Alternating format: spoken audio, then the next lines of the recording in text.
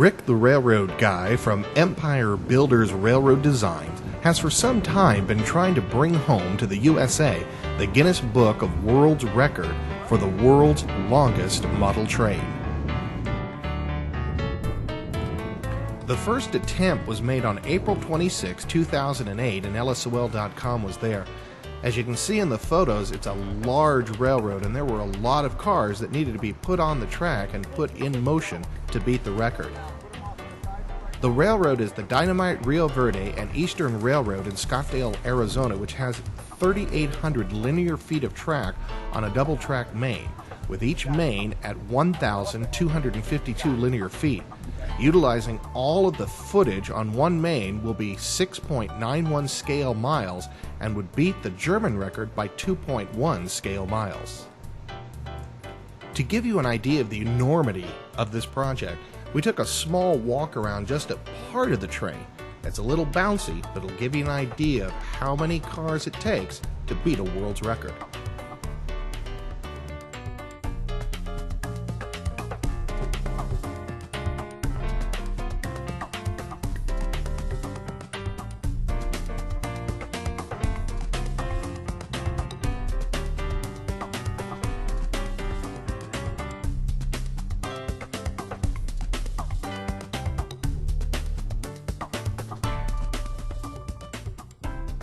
And everywhere you looked, there were trains, trains, trains on every foot of track.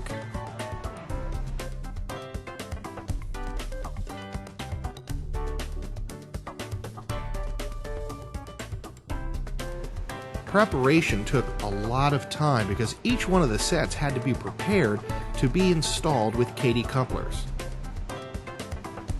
First, the railings were clipped out of the way, and then that area needed to be sanded before the Katy coupler was installed.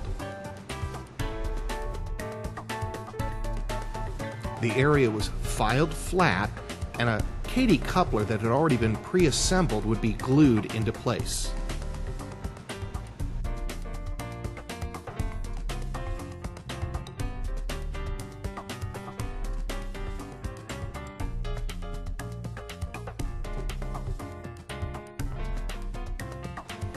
Once the Katy coupler was glued into place, it was then drilled so that two screws could hold it in permanently. These Katy couplers were going to be under a lot of stress because of the length of the train.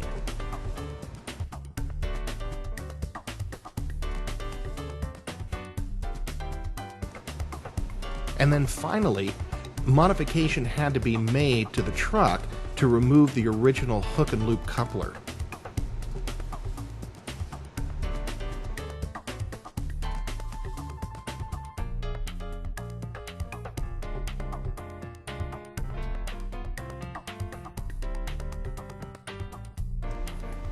Once the modification was made, and there was only one more step in getting the cars ready to run.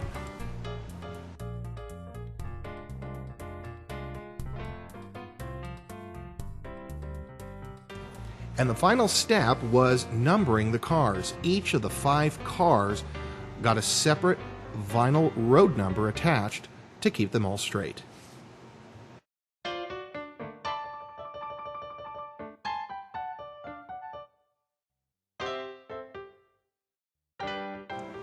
The idea behind breaking the record would be to connect several subunit trains together. Each of the subunits was powered by 2 engines and run by Localink remote control.